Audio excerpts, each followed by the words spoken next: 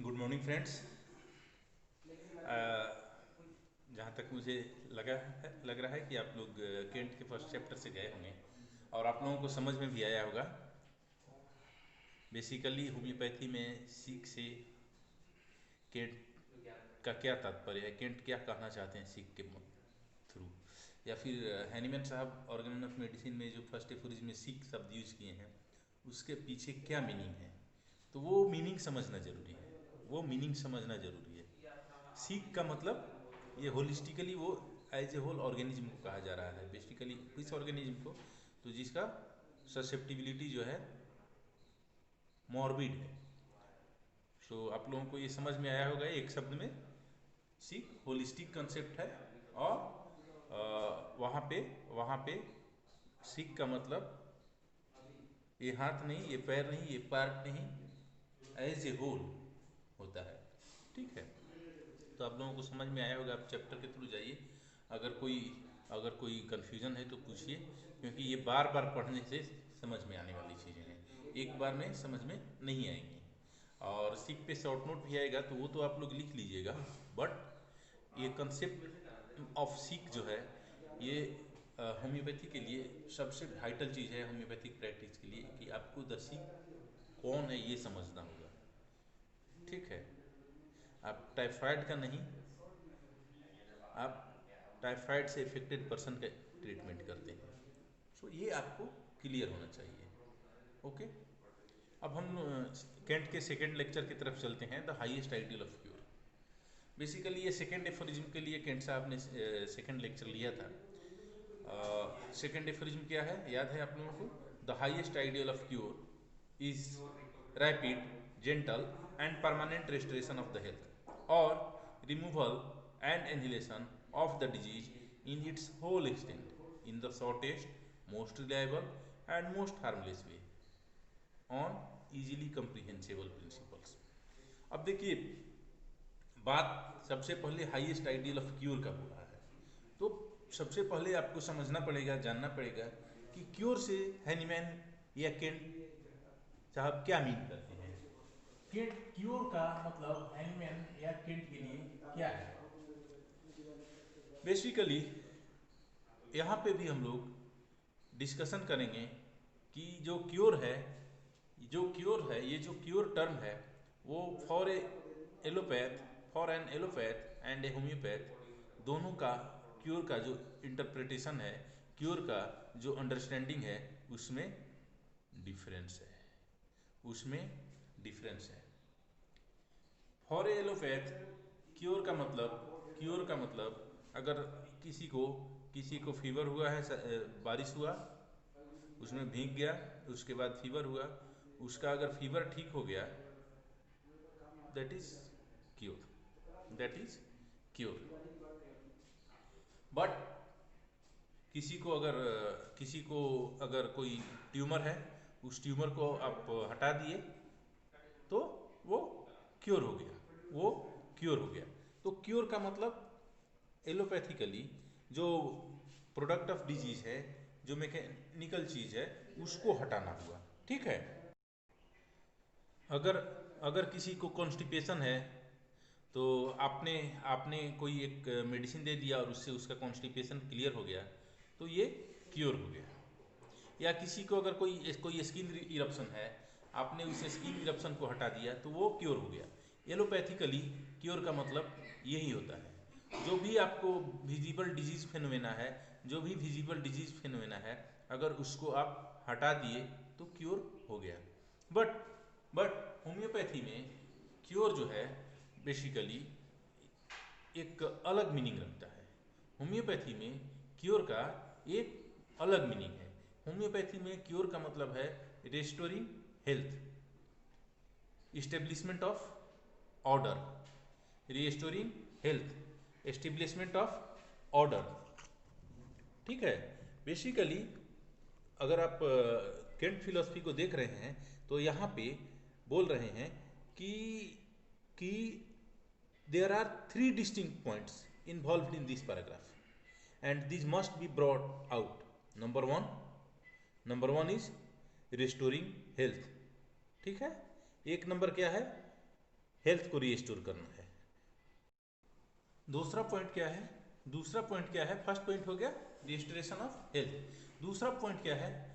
Removal and annihilation of the disease in its whole extent.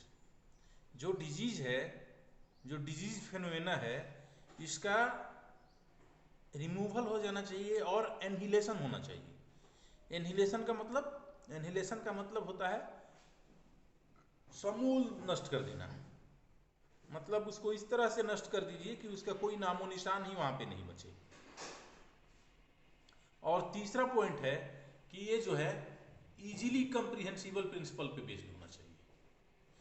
तो ये 3 point को समझना है।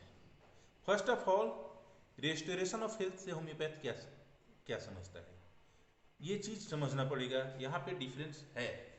यहाँ पे डिफरेंस क्या है?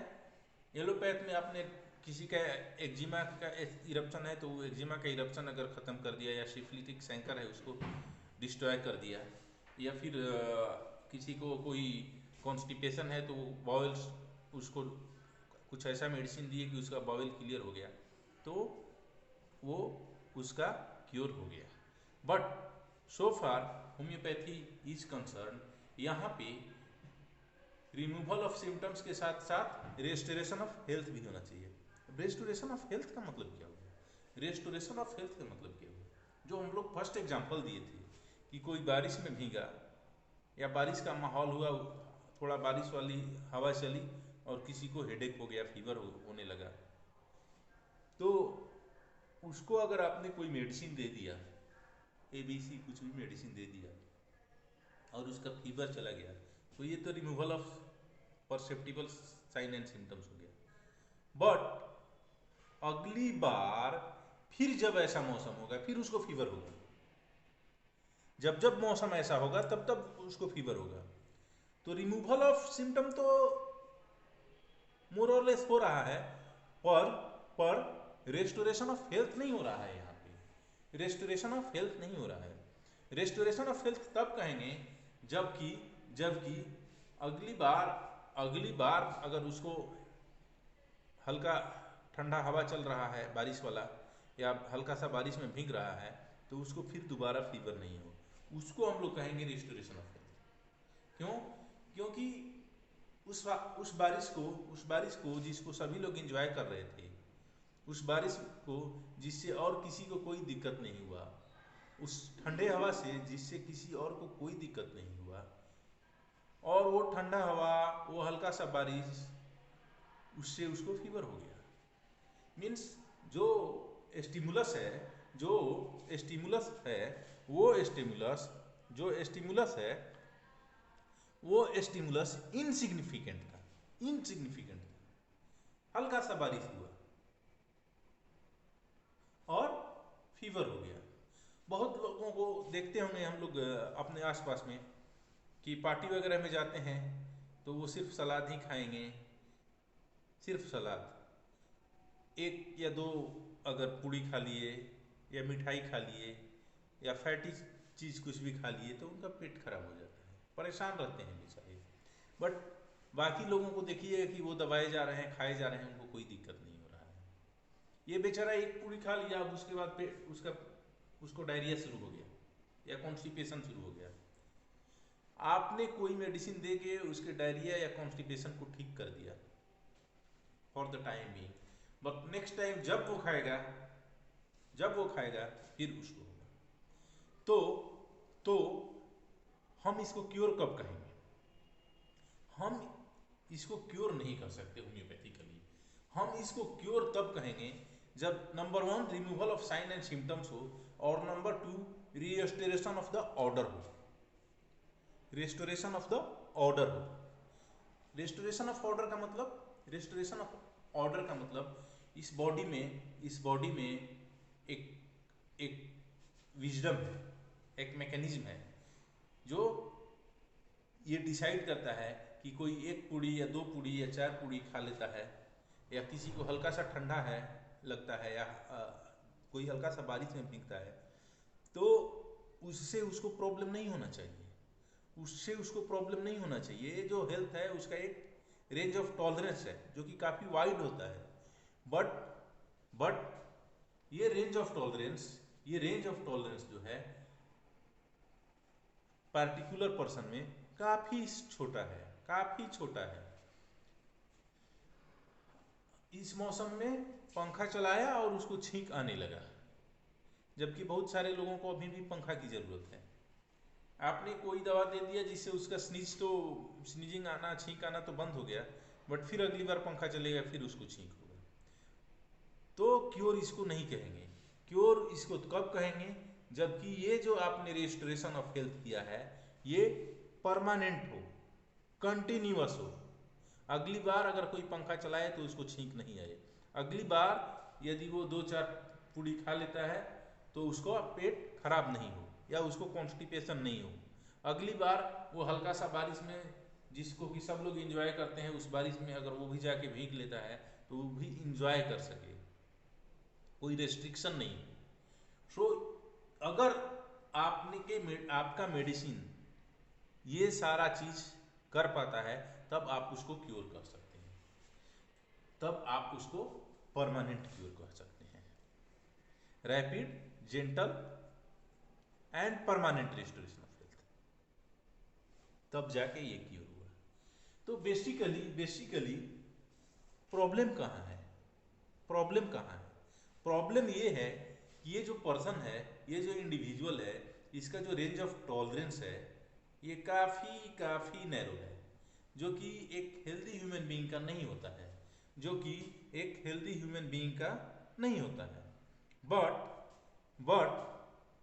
बट यदि आप उसको मेडिसिन देते हैं और दे करके उसके रेंज ऑफ टॉलरेंस को, उसके सिम्टम्स को हटाने के साथ साथ उसके रेंज ऑफ टॉलरेंस को एक नॉर्मल इंडिविजुअल के इक्वल कर देते हैं, इक्विवेलेंट कर देते हैं, तो तब जाके हम मानेंगे कि ये क्योर हुआ है। अदरवाइज इसको क्योर नहीं कहा जा सकता, क्योंकि ये परमानेंट रेस्टोरेशन ऑफ हेल्थ नहीं हुआ। इंडिविजुअल का जो रेस्टोरेशन ऑफ हेल्थ हुआ ये कंडीशनल हुआ, अनकंडीशनल नहीं हुआ।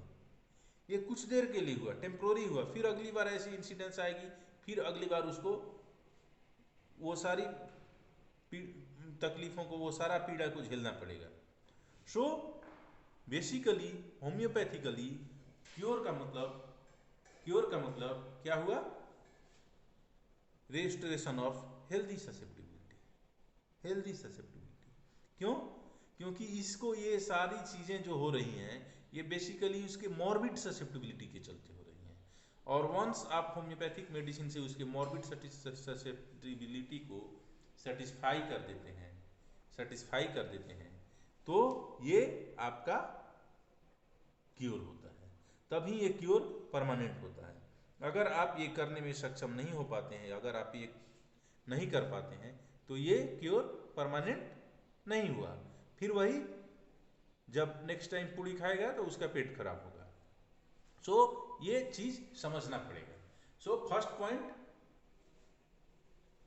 Highest ideal of cure is rapid, gentle and permanent restoration of health. दूसरा, removal of and annihilation of the disease in its whole extent. कैसे समझेंगे कि रिमूवल होल एक्सटेंट में हो रहा है? कोई तो कोई उसका गाइडलाइन होगा, कोई तो कोई उसका ये होगा, ऑब्वियसली है। अगर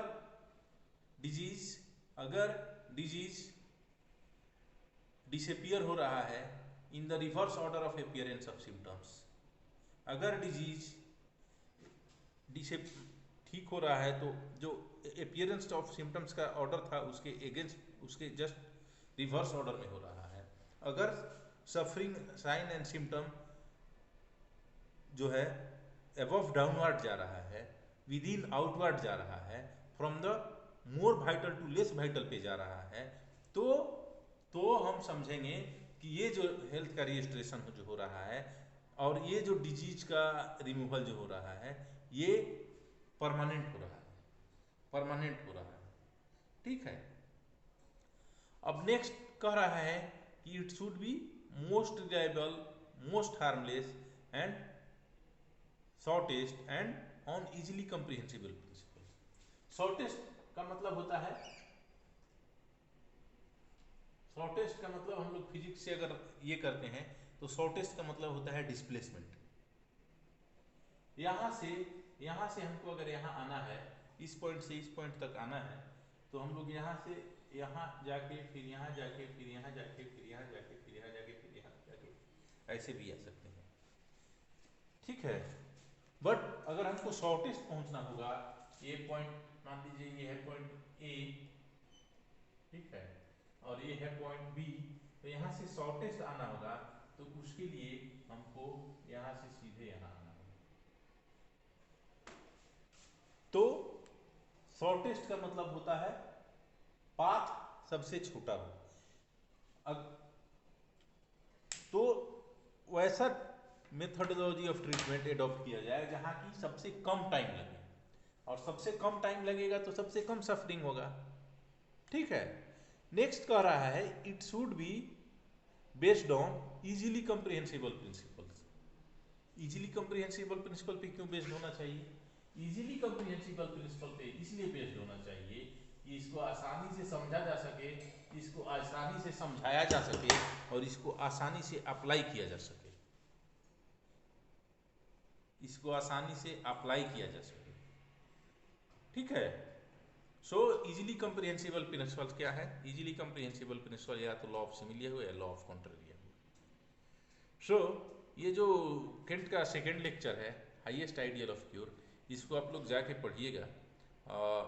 यहाँ से क्वेश्चन पूछा जाता है, क्योर का डिफिनीशन पूछा जाता है कई बार। तो क्योर का डिफिनीशन हैनीमैन का एक साहब का दिया हुआ है, बोल रहे हैं by cure I mean recovery undisturbed by after suffering. By cure I mean recovery undisturbed by after suffering. ये डेफिनीशन एग्जाम्स में, इंटरव्यूज़ में अगर आप लोग बोलते हैं तो वहाँ पे आप लोगों से एक्सटर्नल काफ़ी खुश होंगे। आई थिंक कि आप लोगों को ये समझ में आया होगा। आप इस चैप्टर को पढ़िए, अगर कोई कन्फ्यूज़न होगा तो पूछिएगा। Thank you.